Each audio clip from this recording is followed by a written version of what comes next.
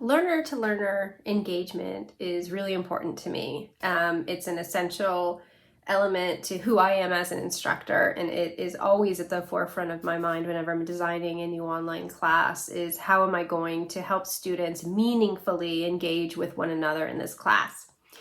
And so my courses traditionally have been very discussion heavy. And when I design a week, let's say a module lasts for a week or even 2 weeks, I would think about how to create a prompt that is going to enable students to draw on the content so I can see their understanding of how they're making sense of things, and then also connect it to their experience so that they are able to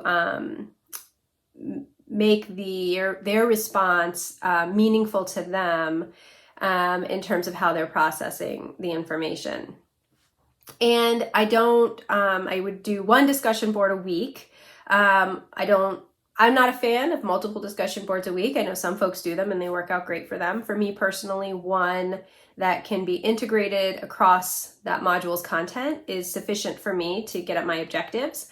And I always put folks into small groups to engage in that discussion board. Otherwise, it's just a discussion post frenzy, right? Where you just have discussion post, and then somebody random will reply to it, and maybe it's a useful reply, maybe it's not. So folks are always in small groups in order to engage in discussion forums each week. And depending on the course, sometimes those small groups will vary from week to week. Sometimes they'll remain stable over the course of the course, and it just depends on the nature of that class. Now, traditionally, I would have a discussion board every single week, and I really personally have always struggled with discussion boards because obviously they're not the most authentic way to communicate with one another, right? It's not how we communicate in real life. So, well, I guess it is right now during pandemic time, but typically that's not how we communicate in real life as a major response. And so I've always struggled with the authenticity of discussion boards, even though I use them consistently in my courses every week. So I've been playing around with how to make them more meaningful. And so one thing that I've started doing is making stable small groups, I think has really helped because folks develop relationships with one another, and they're more likely through those relationships to push each other in ways, right? Like, have you thought about this? Or what did you mean by that? Or I disagree, or I agree. And so stable small groups have been really useful, again, depending on the class, but generally speaking. Another thing that I've tried recently with one of my courses is not having discussion boards at all, and rather dividing folks up into small groups, generally about 3 people is good. And I say, here's your prompt. Here's the things I want you to think about this week. Here's the things I want you to talk about. And however you want to do that, great. If you want to meet via a private Blackboard discussion group, great, go for it.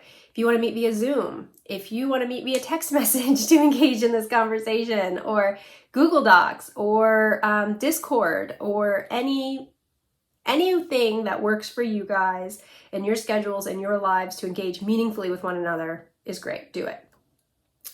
And because I'm not in there monitoring those conversations, right, like you would if it was a public discussion board, I don't really know what's going on. So what I ask them to do is at the end of that module, they have to write up an individual reflection on that conversation, on that dialogue that they engaged in with their peers. And so I'll ask them in there, when did you meet? How did you meet? Right? Like the logistical procedural things. But then I'll ask them, what did you take away from that?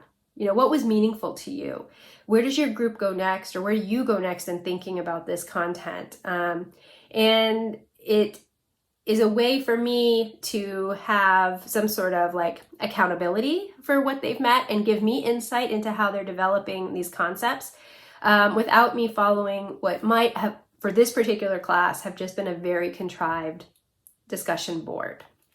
And so far that has been really successful, and I am thinking of expanding, and I have expanded that actually in my synchronous class. I have expanded that model. So where we meet synchronously and we engage in conversation, but then they also have a separate group that they dig into these concepts more with. And so my struggle is real with discussion boards. Some way learner engagement is really important to me in an online course, but doing so in a meaningful, authentic way is equally important. And so I'm always adapting and refining how I think about the purpose of my learner-to-learner engagement in the best way for that course at that time, that I might enable the opportunity for them to meaningfully engage.